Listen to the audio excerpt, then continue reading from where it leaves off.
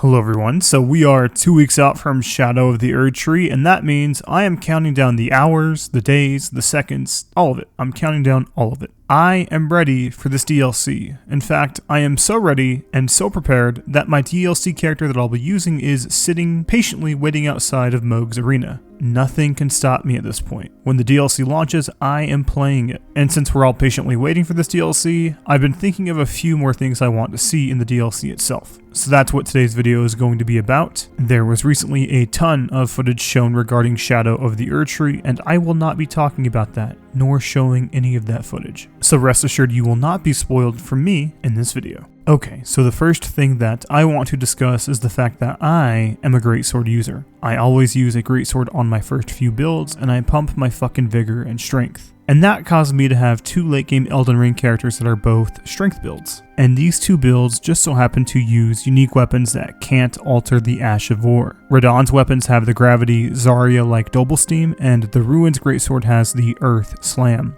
Both of these are somewhat interesting to use, but I don't think I want to use them for this DLC. So I hope that early on in the DLC, Fromsoft throws every build a bone that has a strong, cool, and powerful new weapon. It would also be great if we got a few new Ashes of War to use with that weapon as well. Part of this is an excuse for me to extend my playtime, and part of me wants to try something brand new. Because when this DLC has run its course and we've all beaten it, we won't be getting any new Fromsoft Souls content for a few years, at the bare minimum too, but probably longer.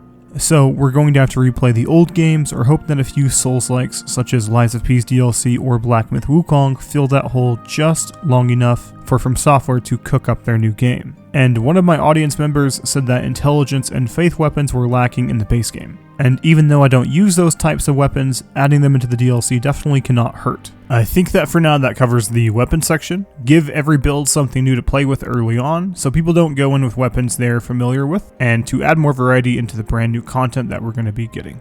And now, this is what I will say is the most important thing this DLC needs to have for me personally. And that is a good duo boss that forces me to unlock my camera, that forces me to completely change how I handle bosses, and one that takes advantage of Elden Ring's unique combat mechanics. And something that needs to be said first is that if Elden Ring is your only Souls game that you have played, I don't think you've experienced the highs of a duo boss. Elden Ring simply does not have a good duo fight. Godskin Duo boils down to two enemies thrown into a boss arena with kits that don't mesh together seamlessly.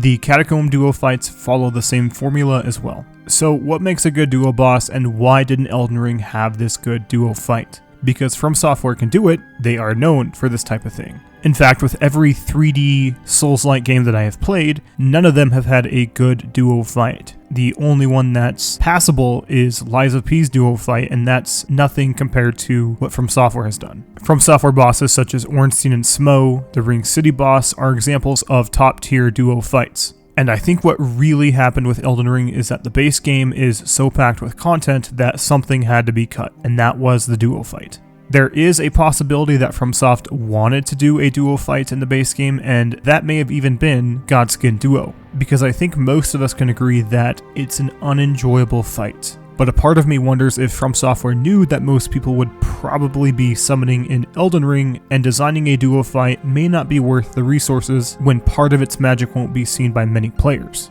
I, for one, think that duo fights offer a unique challenge, but with how Elden Ring encourages you to summon, I think Fromsoft ultimately cut it from the game. And this is my piece of advice to you. If you do choose to summon, that's fine. I don't want to gatekeep or tell you that you are playing wrong, because you're not. But if Elden Ring does have a duo boss and you usually summon, I would suggest not summoning for a few tries just to see how you like it. And at the beginning of this section, I said that Elden Ring has unique combat mechanics that can be used in a duo boss. So what is that mechanic that I'm speaking of? And it's the very simple jump button that Elden Ring has. In Dark Souls, it was extremely rare to use the jump button in a boss encounter. It would be used from time to time, but it was never required. And an extremely obvious and fun move I want to see is a duo boss where one of the bosses has a move attacking you from a higher angle, and the other one has a low attack forcing you to jump in between the two bosses. It would look really stylish, and pulling it off just sounds interesting. So this is what I want the most. If the DLC does not give me this, I would say Elden Ring offers me everything except for ... And Bloodborne doesn't offer me a duo fight either, and that's my favorite of From Software's games, so it won't be the end of the world, just a disappointment.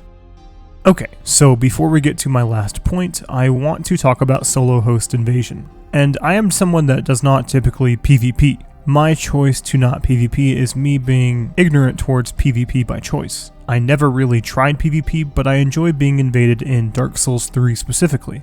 And why is that the case? Why do I like engaging in PvP but I don't ever do it? And it goes down to a few things, but part of it is being a memorable experience that I won't forget. Since I don't typically interact with PvP, I'm pretty bad at it. I don't know any PvP tech, and I don't know what is and what's not meta. But some fond memories with the Souls games I have is being invaded and winning the duel, or using the consumable item that would turn me into a piece of the level environment, and watching the invader run past me multiple times is an easy laugh. And even if I don't use that consumable item, I still want to engage in the duel and have my progress altered. As I have said, we won't be getting any new Souls content for some time now, and even getting an extra hour or so of playtime out of this DLC will go a long way for me. I can also say quite confidently that PvP players would want to see this added into the game so they can play more PvP as well. I also am aware that the Taunter's Tongue does exist, but it's no longer a shock when it happens. I am no longer annoyed that my progress may be taken away from me. It's an odd request, truly, but wanting to be annoyed is something that I tend to remember in these kind of games. And the last thing I want is for Fromsoft to do what they're good at. I won't go on about how Fromsoft makes good levels or how exploring the lands between is beautiful, but I also want to maybe even make an updated top 10 bosses list and have a few of Elden Ring's DLC bosses be on that updated list. If you watched this video on your screen, you would know that once that list reached the number 7 spot, the list was exclusively DLC bosses. So that leads into my opinion that From Software always delivers with DLC packs. I won't be upset if Elden Ring doesn't have a boss that tops Ludwig or Gale because I consider those bosses to be as close to perfect as you can achieve. But I do want more than one Elden Ring boss on that list, because as of right now we only have Mohg in my top 10 list. And to make the bosses even better, make the Great Runes more interesting. I don't know if we will be getting any new Great Runes with this DLC, but the base game ones are pretty lame. They sound cool, reading their descriptions is interesting, but I never used them. And when I did not notice a substantial power increase. And since From Software knows how to make an interesting open world to explore, maybe we could even have less catacombs in this DLC that are more interesting to explore, or have them be more puzzle or platforming oriented to feel less samey. Making catacombs less combat focused will make them more memorable, in my opinion. Although I do think the base game catacombs are perfectly serviceable for Elden Ring, but I also don't think I want more of the same types of catacombs in this expansion. So that's what I'm looking forward to most. After seeing the trailers for the DLC and thinking back on it, this is my list and this is what matters most to me. And that's the end of the video. Thank you very much for watching.